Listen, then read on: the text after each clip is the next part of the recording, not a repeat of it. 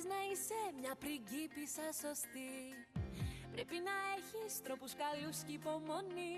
Στο δωμάτιο πρωινό, στο χέρι διαμάντια στραφτερό, να σου κάνουνε μάσας και μανικιούρ. Για μια πριγκίπισσα αυτά είναι μόνο η αρχή. Μάθε να υποκλίνεσαι, μάθε και πως θα ντύνεσαι. Όλη τη μέρα πρόσεχε τους τρόπους σου.